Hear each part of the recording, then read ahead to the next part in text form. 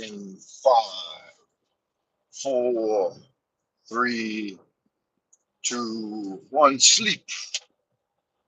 Relax. Enjoy the present moment. Welcome, wizard, warrior, wanderer, wayfarer, wildcat alike. This is the Live Drive Jive archive for the 5th of July, 2023. I hope you're doing well out there in Happy Land. Frank Monday, your host for the hour, broadcasting to you from the Central Kingdom of the Celestial Dragon, Twilight Zone, Old Peking. Check me out on www.buymeacoffee.com/Frank Monday. Russian lads in the ideas room. Good to see you, Russian lad. A lot of good looking, sexy people out there in the ideas room. What's been going on with you, man? Long time no see. Welcome to the capital of the Central Kingdom. I am headed north on the East 3rd Ring Road, about to matriculate onto the Airport Expressway. Hey, there's some Tartarian buildings over there. Nice. I should probably go check those out sometime. With round arches. You've been lazy, huh? That's not, sometimes that's necessary. Maybe you've been doing some high level. Whoa, that dude was making an idiot move. Good God. What the? Come on, man. Are you serious? This guy's in the car with his wife, and the wife's holding a baby. Two dudes in a row making idiot moves. It's interesting because when idiot moves start to get made, they won't be made in singles. There's an interesting phenomenon for you. In and here's a third one. Wow. In Chinese, they say that the universe production capacity, it produces things in 3s and 5s in the natural world. So, like if you look at flowers and stuff, I mean, of course, you're going to have some variation, but the average seems to be 3s and 5s. Like 3-leafed clover will be the average. The 4-leaf will be a rarity, right? It'll be an anomaly. And then other flowers and everything and produce and like when fruits hanging on the vine and stuff. They say the general tendency of the cosmic production is 3s and 5s. And that holds true with all kinds of things. So if you receive a blessing, like a windfall or something good happens, then the synchronicity will line up. And, 2 or 3 good things will happen in a row, or 5, 3s and 5s again. So it's an idiom, it's a generalization, and it's pattern recognition. Oh, there's a mosquito. So if I see that one mosquito, chances are there's 2 more floating around somewhere, right? Or at least another one. What do you think of that theory? Uh, we've got to examine things with logic and reason. So that dude made an idiot move just back there, right? And endangered everyone's lives by being everyone's lives, probably by staring at his cell phone. And then right after him, a second guy did the same thing, just wandered in between lanes, no signal, no rhyme or reason, just due to early morning idiocy.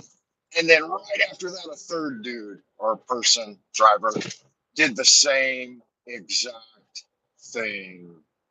So 3s and 5s, man. I think that's kind of an interesting curiosity. And now we've got locked up traffic. Now, this is what really baffles me. When the guy will lag back and he can see that he's got a full open lane in front of him. And he knows he's blocking anybody from going around him, right? And so rather than paying attention and having situational awareness and say, hey, there's a go-getter coming up on my left. I could back off a little. That way he could get the freedom of that lane to shoot past. Because I ain't doing shit. I'm just holding up traffic and dragging ass. But rather than doing that, what I'm going to do is I'm going to give it just a little more gas and ease up and close the gap. That way he can't get around me. So, and the motherfucker's still wearing a mask. Come on, man. Alone in his own car. And it's just like, he just got programmed. NPC, man. He's a fucking NPC. It's exactly what that asshole is. All right, so the traffic conditions on the fives, guys. We're headed now due east on the airport expressway. Oh, did you discover an interesting curiosity? I wish I could have a look at it, but I'm engaged in the great work here. I've noticed anytime you wish for something, it usually doesn't come true. But when you don't think about it, you receive it. Yeah, that's a part of the magical procedure is that you, like, for example, I just recommended everybody listen to a old Grant Morrison video where he talks about sigil magic. I don't know if you know Grant Morrison. I didn't really know him. I just saw one video by the guy, and then I watched a biography on his life. But he gave a talk at a Comic Con or something, and he wrote for Batman for a while and Superman, and he's a Glasgow, out of Glasgow, Scotland, an artist and a magician. But he learned Austin Osman spars. I don't know if you know Austin Osman spar, Spare. He learned his form of sigil magic, and he started using it immediately to produce results. So the three-step process, you break down the sigil, make the sigil from a sentence of a desired goal, right? And then you ensorcel it, you enspell it with intention. He talked about using the ejaculatory method, putting all your energy in it, and, just firing the magic wand. Um, he talked about other ways too. He talked about bungee jumping. He ensorcelled one sigil. But you can use all different types of procedure to bring about a complete emotional release into the sigil. And then you can flame the sigil, you burn it and so you forget about it or you hide it away. And that way it operates autonomously.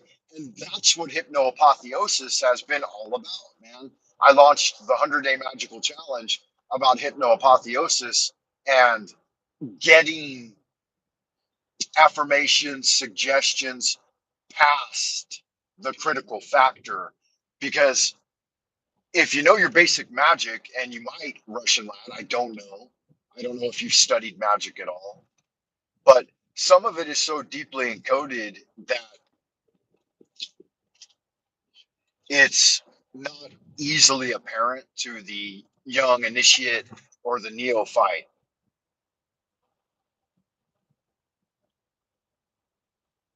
Oh, did you know about Louis Rossman already, or did you watch him because I suggested him? Louis Rossman's awesome, man. I don't even care anything about any of the topics he really talks about, but I feel like they're those kinds of topics that any given individual, especially a guy like me in his 40s, that's supposed to be a part of community, should pay more attention to. But see, another fucking just stupid clown world move. No common sense whatsoever. I've noticed that a lot of these clown world moves are done by people in electric cars. I think it's something to do with the drivetrain of the electric car that when they hit the brake, it immediately, it starts to recharge the battery or whatever, the generators kick in. So they get a huge, like sluggish kind of decrease in speed rather than like a free roll like you would in a car. In a car, a gas powered car, a combustion engine, you typically, you don't always hit your brakes all the time. You just let off the accelerator, you let off the gas pedal, and you roll, with the gears, and stuff. It's just, you basically roll in neutral, free roll, to slow down. And maybe if you tap the brakes, that you'll do that if you really need to pull off some of that speed, you'll tap the brakes. But with the electric cars, they're heavier, right? Because they got that big lithium ion battery in them.